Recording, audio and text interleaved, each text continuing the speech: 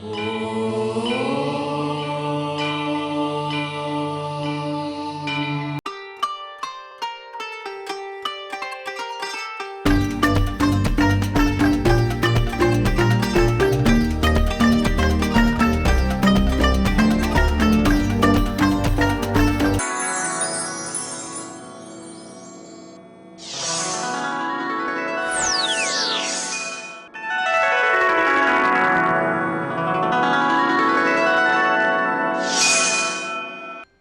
शनिदेव।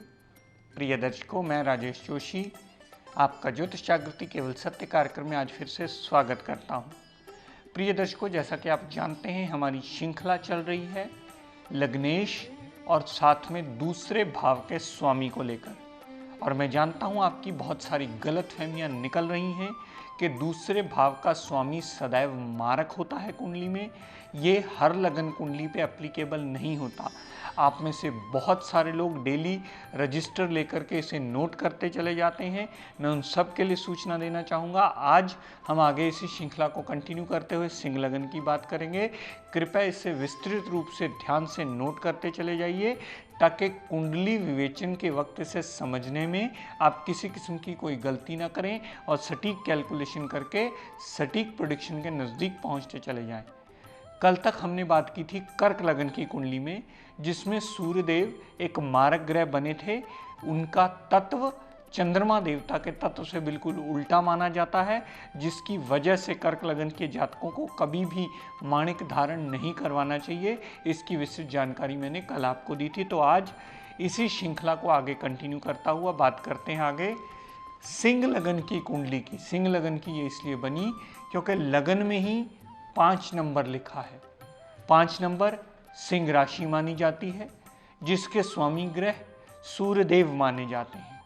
सूरज देवता इस लगन कुंडली में एक योग कारक ग्रह बनते हैं क्योंकि वो लग्नेश हैं।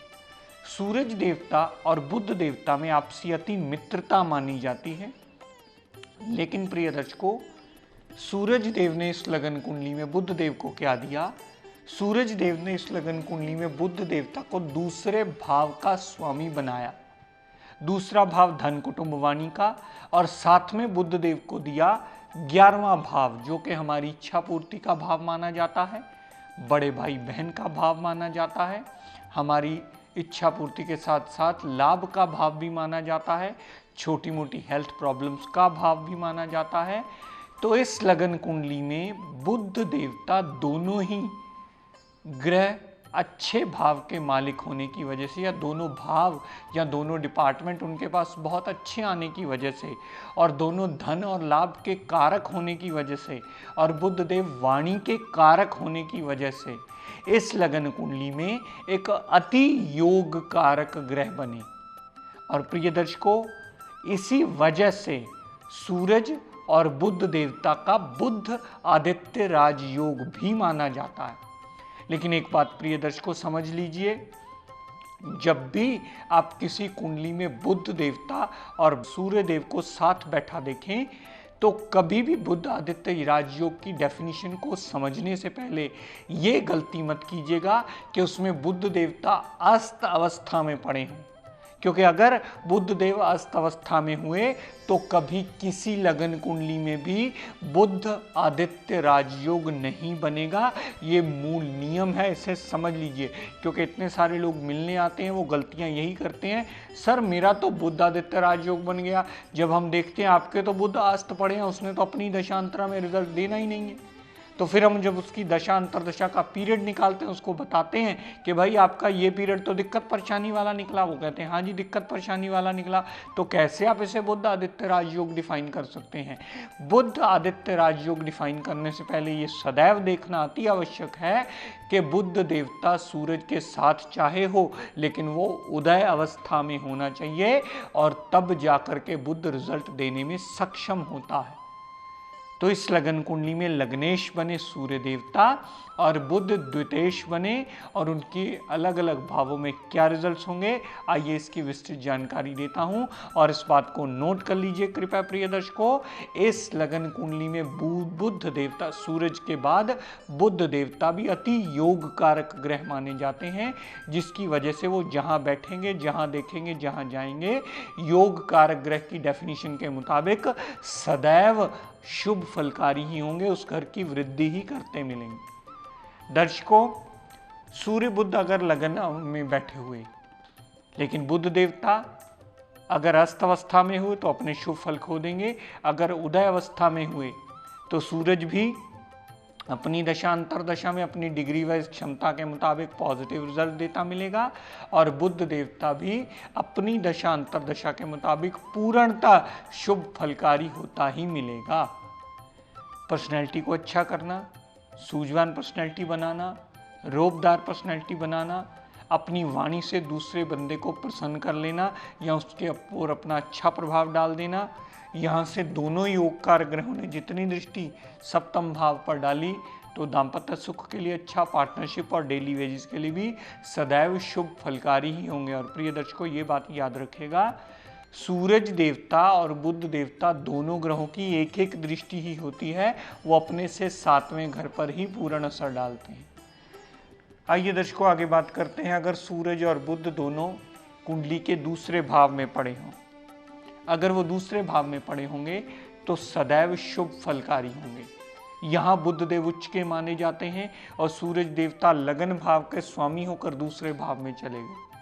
ऐसे जातक को धन की कमी कभी नहीं आती, परिवार पूर्णतः साथ देने वाला होता है और धन का आगमन कहीं न कहीं से उसे होता ही रहता है, चाहे जितनी मर्जी कष्टकारी स्थिति आ जाए, लेकिन धन कभी रुकता नहीं है, उसका आगमन कहीं न कहीं से उसके पास आता ही रहता है। पर प्रिय दर्शकों, डिग्री वाइज बलाबल और क्षमता अवश्य देखिए, उतने प्रतिशत ही सूरज देव और बुध देव फल देने में सक्षम होंगे जितने प्रतिशत उनमें डिग्री वाइज क्षमता और बलाबल होगा।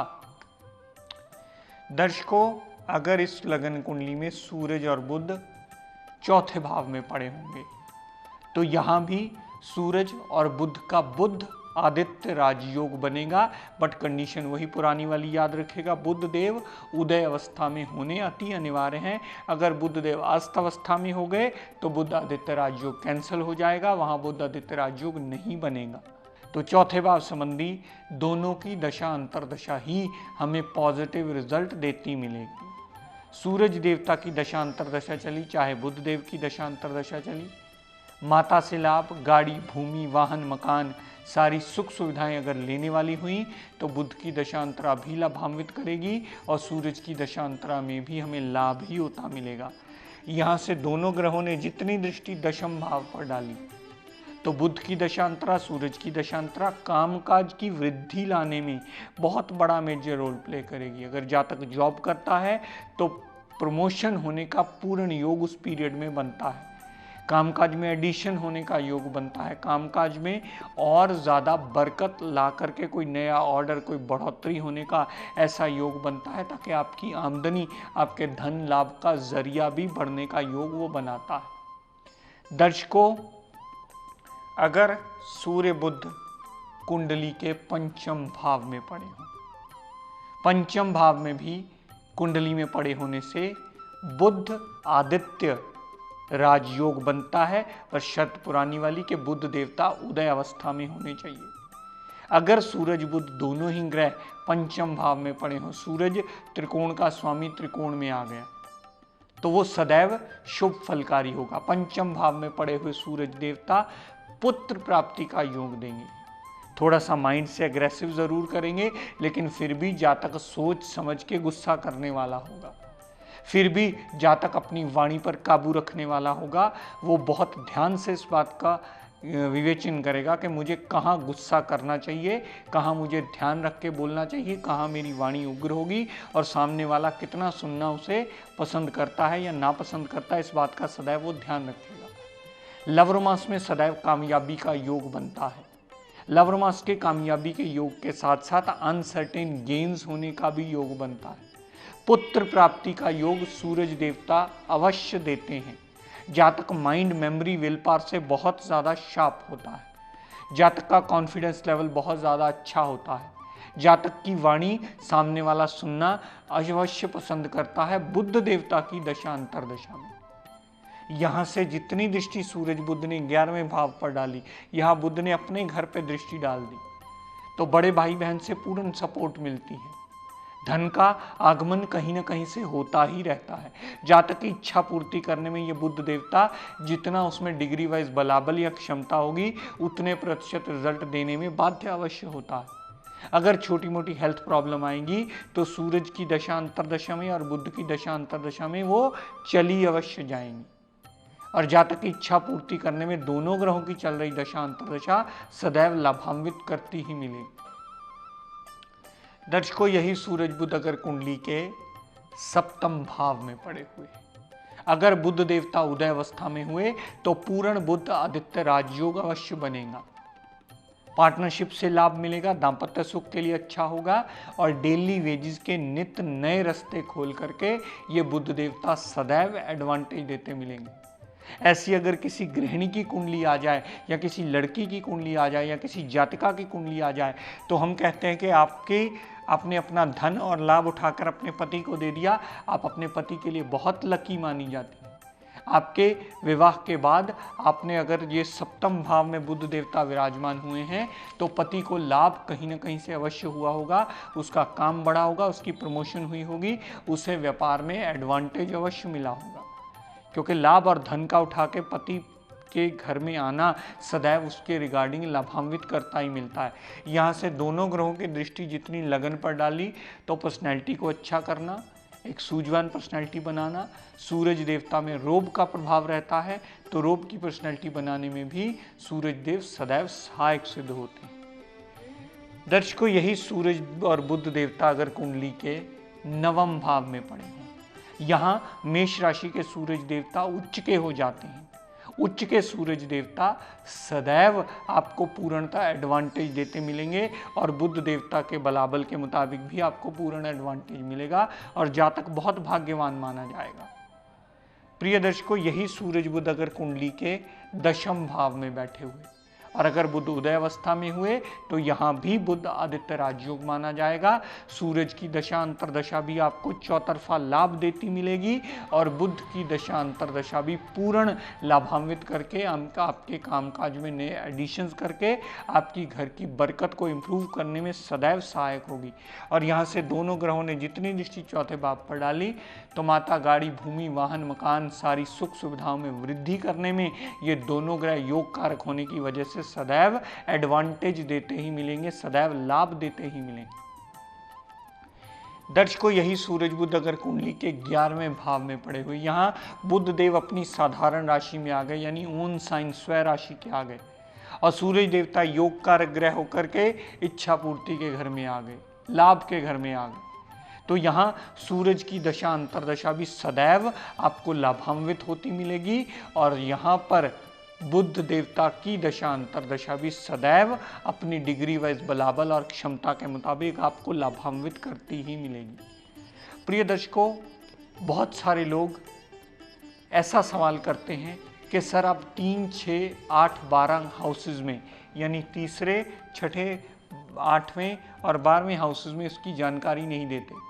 प्रिय दर्शकों, कृपया ध्यान से नोट कर लीजिए, मैं इसलिए इसकी जानकारी नहीं देता कि यहाँ सारे के सारे ग्रह आपको शुभता के ही फल देते मिलेंगे, बस सिर्फ एक विपरीत राजयोग की अलग कंडीशन आती है। मैं आगे आने वाले एपिसोड में कोशिश करूँगा कि इसकी भी विस्तृत जानकारी आपको दे पाऊँ। लेकिन अगर आपका कोई योग कारक ग्रह उदय अवस्था में 6, 8, 12 में या तीसरे घर में पड़ा है तो कभी उसका रतन धारण करने की गलती मत कीजिएगा, वो सदैव आपको नुकसानप्रद ही होगा।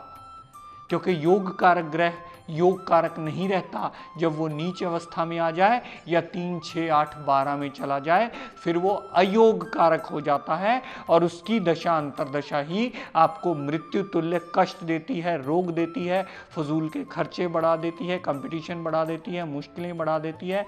तब जातक अपनी पत्री लेकर किसी भी विद्वान की सलाह लेने जाता है कि मेरी ये मुश्किलें क्यों बढ़ गई हैं। इसी वजह से मैं कभी 3, 6, 8 और 12 में पड़े हुए ग्रह का विवेचन नहीं करता हूं, क्योंकि वो सदैव अशुभता के ही फल देती है जब तक एक विपरीत राज्यों की स्पेशल कंडीशन अप्लाई ना हो जाए। तो प्रिय दर्शकों, आज अपनी वाणी को यही विराम देता हुआ, हम सब के लिए मंगल कामना करता हुआ, शनिदेव से ये प्रार्थना करता हूँ कि हे शनिदेव हम सब पर अपनी कृपा दृष्टि दया दृष्टि सदैव बनाए रखें। जय शनिदेव।